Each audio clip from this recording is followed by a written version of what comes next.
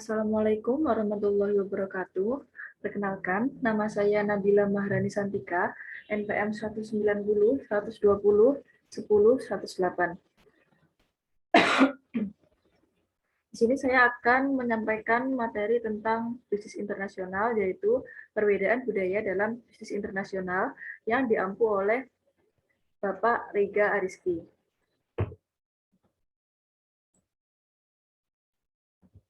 Yang pertama, apa itu budaya? Kata budaya merupakan suatu bahasa yang berasal dari bahasa Sanskerta, yaitu budaya yang merupakan sebuah bentuk jamak dari budi yang memiliki arti budi atau akal. Sedangkan di dalam bahasa Inggris, budaya dikenal dengan kata culture yang berasal dari bahasa Latin yaitu colore yang memiliki arti mengolah atau mengerjakan data. Di sini saya mengambil dua kata ahli dalam hal ini. Yang pertama ada seorang antropolog Amerika di abad 20-an, yaitu Ralph Linton, mendefinisikan budaya dalam bukunya di buku The Cultural Background of Personality. Menurut beliau, pengertian budaya adalah susunan perilaku yang dipelajari dan hasil perilaku yang elemen komponennya dibagi dan ditularkan oleh anggota masyarakat tertentu. Yang kedua ada E.B. Taylor, yang juga merupakan seorang antropolog Inggris, mendefinisikan budaya sebagai sesuatu kompleks yang mencakup pengetahuan kepercayaan, kesenian, moral, hukum, adat istiadat, dan lainnya yang didapatkan oleh manusia sebagai anggota masyarakat. Jadi pengertian dari budaya itu adalah suatu cara hidup yang berkembang dan dimiliki bersama oleh sekelompok orang serta diwariskan dari generasi ke generasi. Lalu, apakah dalam suatu negara hanya memiliki satu kultur? Jawabannya tidak. Karena ada sekelompok orang yang memiliki perilaku dan kepercayaan yang berbeda dengan kebudayaan induk mereka. Hal itu dinamakan subkultur. Subkultur disebabkan karena adanya perbedaan usia, ras, etnis, kelamin, gender, etika, agama, politik, seksual, ataupun kombinasi dari faktor-faktor tersebut. Lalu ada ciri-ciri budaya. Ciri-ciri budaya diantaranya bisa dimiliki bersama, berbasis simbol, bersifat adaptif, dan dapat dipelajari serta diwariskan. Lalu ada asal-usul budaya atau kultur. Kultur tidak ada dengan sendirinya.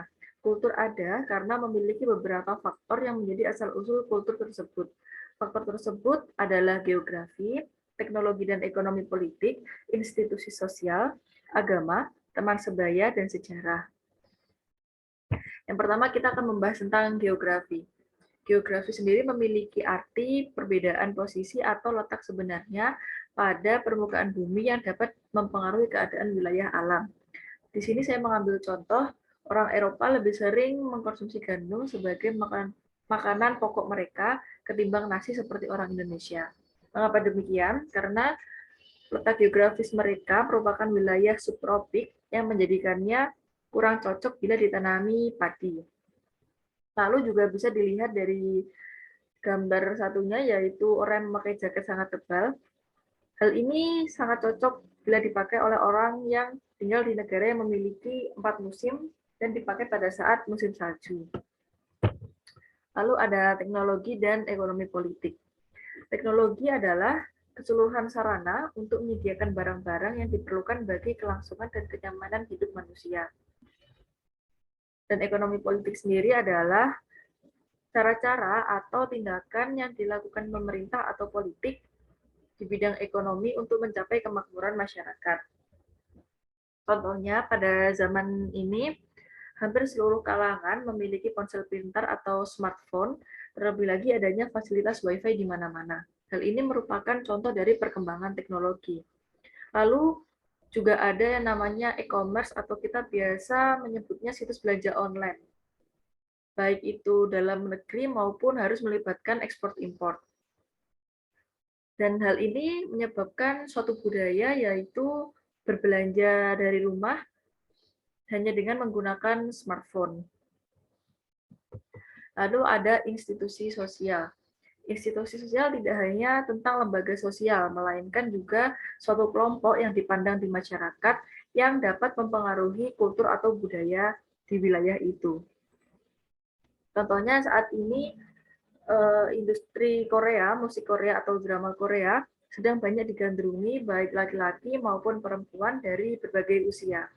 Ramainya fenomena ini membuat adanya pengaruh budaya dalam cara berpakaian yang mengikuti tren fashion Korea dari ujung rambut sampai ujung kaki, serta cara makan orang-orang khas Korea yaitu menggunakan sumpit. Lalu ada agama. Agama adalah sistem yang mengatur kepercayaan serta peribadatan kepada Tuhan Yang Maha Kuasa. Di sini contohnya saat ini banyak sekali model-model jilbab. Ada yang jilbab biasa, ada yang jilbab dengan resleting di dagu agar pemakainya tidak menggunakan peniti, ada jilbab instan, ada jilbab yang menggunakan cadar yang ada resletingnya di cadarnya, dan masih banyak lagi. Ada pula juga sarung yang sering digunakan laki-laki, yang awalnya sarung tersebut harus dilipat atau dililitkan di pinggang. Sekarang ada sarung celana yang pemakaiannya seperti memakai celana, tetapi terlihat seperti sarung. Lalu ada teman sebaya. Pengertian dari teman sebaya adalah teman yang seumuran dengan kita yang dapat membawa pengaruh budaya. Contohnya sekumpulan anak yang membuat suatu permainan yang menjadikan permainan itu menjadi budaya di daerahnya. Lalu yang terakhir ada sejarah. Sejarah adalah suatu kejadian di masa lalu yang menjadikannya budaya pada saat ini. Contohnya seperti saat ini adanya pandemi virus COVID-19 yang menjadikannya orang-orang harus menggunakan masker pada saat keluar rumah. Lalu selanjutnya ada pengaruh kebudayaan pada fungsi bisnis. Fungsi bisnis sendiri terdiri dari planning atau perencanaan, organizing atau pengorganisasian, actuating atau pengarahan, serta controlling atau pengendalian. Di sini yang pertama ada pemasaran. Kenapa pemasaran? Karena budaya dapat menghambat banyak perusahaan untuk menggunakan bauran pemasaran yang sama pada setiap yang sama di semua pasar. Biasanya contohnya adalah bagaimana cara mengiklankan produk tersebut. Di sini contohnya cara iklan di Thailand. Iklan di Thailand adalah iklan yang menggunakan secara garis menggunakan emosional ya. Kita sering melihat iklan-iklan di Thailand menggunakan emosional yang membuat penontonnya ikut emosi melihat iklannya, baik heran, tertawa, atau yang lainnya. Lalu juga ada cara mengiklankan suatu produk pada industri drama Korea.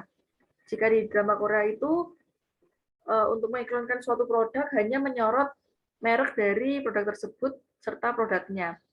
Dan itu hanya sebentar, berbeda dengan iklan produk pada sinetron Indonesia yang membutuhkan waktu cukup lama pada adegan di sinetron tersebut. Yang kedua ada sumber daya manusia. Maksudnya budaya menentukan pola perusahaan dalam mengevaluasi dan merekrut karyawan. Contohnya di Jepang memiliki budaya yang tepat waktu. Hal ini dapat mempengaruhi perekrutan SDM. Yang tiga ada produksi. Mengapa produksi? Karena suatu budaya dalam masyarakat secara tidak langsung berpengaruh pada metode proses produksi baru. Dan yang terakhir ada keuangan. Budaya dapat mempengaruhi keuangan maupun perusahaan. Contohnya, jika di dalam daerah itu memiliki budaya yang tidak jujur, dalam perusahaan itu memiliki budaya tidak jujur akan mempengaruhi profitabilitas suatu perusahaan. Lalu ada pengetahuan kultur. Pengetahuan kultur ada dua, yaitu faktual dan interpretatif. Pengetahuan faktual adalah fakta yang secara gamblang mengenai suatu kultur, atau secara mudahnya bisa dilihat dari luarnya saja. Entah itu bisa berupa warna, sifat, selera, dan lain-lain. Lalu ada pengetahuan interpretatif, yaitu pengetahuan dengan cara berusaha memahami dan menghargai kultur dari daerah tersebut. Saya mengambil contoh di Meksiko.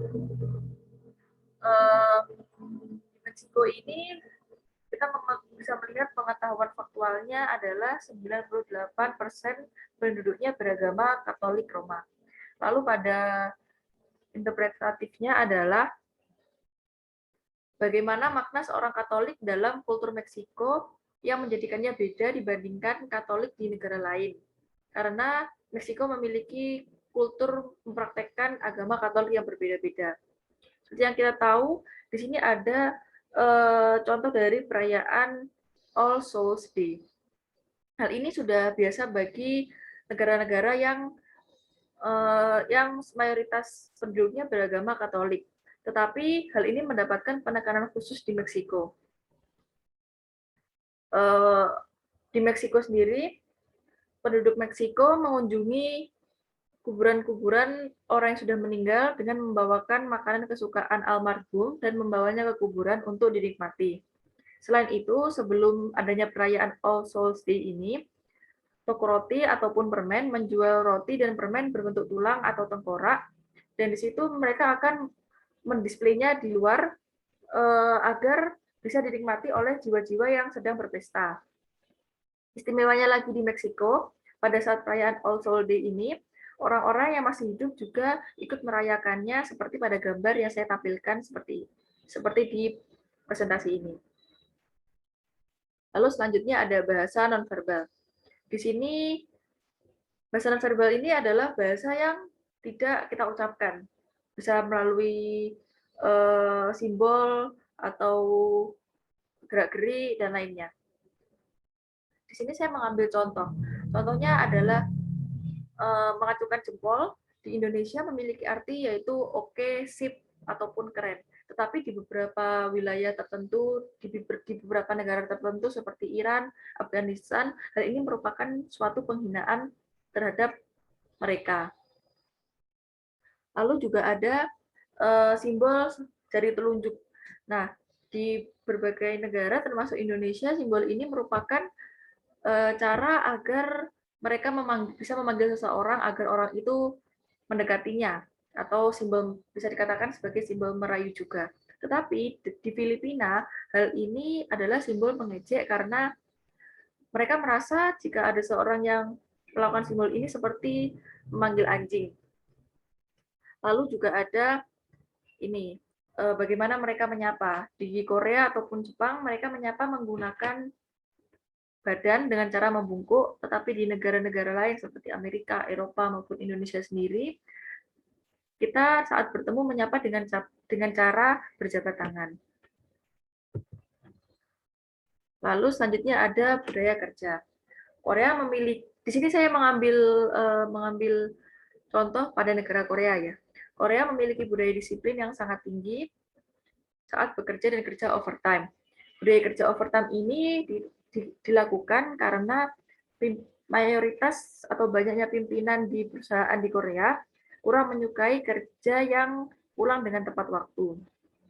Lalu budaya kerja di sana juga adanya pesta pada anggota yang baru bergabung di perusahaan. Mereka melakukan pesta dengan cara minum-minum setelah pulang bekerja bersama pimpinan dan senior lainnya. Lalu di Korea juga ada budaya tata krama. Budaya tata krama sendiri saya mengambil contohnya saat pesta minum ya. Saat pesta minum ada tata krama bagaimana seorang yang lebih muda harus menuangkan alkohol kepada orang yang lebih tua atau yang lebih tinggi jabatannya. Dan jika orang yang lebih tinggi jabatannya tersebut ingin menuangkan minumannya, maka yang lebih muda harus menerima dengan memegang gelas menggunakan dua tangan dan minum dengan sedikit miring membelakangi orang yang menuangkan tersebut. Lalu ada tata krama cara memberi salam dengan cara membungkukkan badan dan cara makan mereka. Budaya tata krama di Korea adalah tidak mengangkat piring saat makan dan tetap meletakkannya di meja. Lalu di sini saya mengambil contoh kasus perbedaan budaya di bisnis internasional. Ini saya mengambil contoh kasus restoran cepat saji ayam goreng yaitu KFC. KFC memiliki cabang yang sangat banyak dan sudah tersebar hampir di seluruh dunia.